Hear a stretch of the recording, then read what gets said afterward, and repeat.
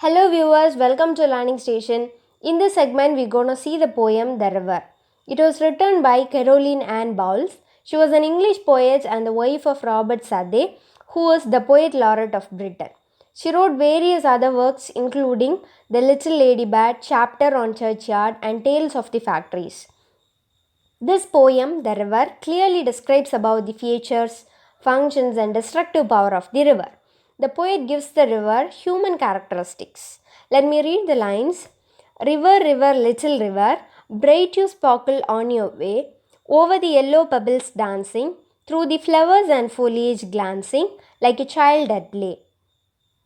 In the first stanza of The River, the speaker begins with the first example of the refrain, the repeated words, river, river. She describes about the feature of the river as little river. She exclaims over the river, celebrating the way it brightly sparkles as it dances over the yellow pebbles. It is an example of personification. Then she compares the river to a child at play. Like a child playing, this river also runs through the flowers and gardens. River, river, swelling river, on you rush through rough and smooth, louder, faster, brawling, leaping, over rocks, by rose banks, sweeping like impetuous youth. In the second stanza, she calls the river as swelling river. The movements of the river is described in this stanza. Here, the river is compared with the impetuous youth. Sometimes the river goes smoothly, sometimes in a very rough way. The river is louder, faster, brawling and leaping over the rocks and by rose banks. The river is doing all this as if it is the youth.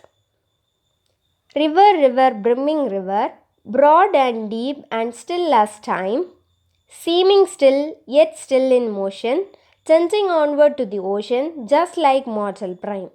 In the third stanza, she describes the river as brimming river. It has become broad and still as time. It seems as if it is still, but actually it is going towards the ocean slowly. The growing up of its age and size is described here. At first it was a stream, then a more powerful river and broadened to its full extent, and also it is much calm too. River, river, headlong river, down you dash into the sea. See that line hath never sounded, see that sail hath never rounded, like eternity.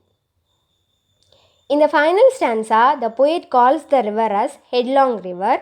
The river finally reached to the sea. It is dashing down into the sea. Finally, she says that the river has reached to its eternity.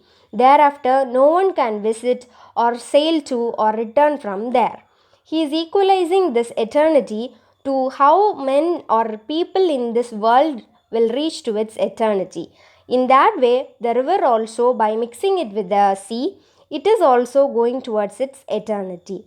This poet has equalized the river to a man and indirectly asks them to enjoy and experience every moment in their life. Thus the poem ends. Stay tuned with Learning Station for further videos.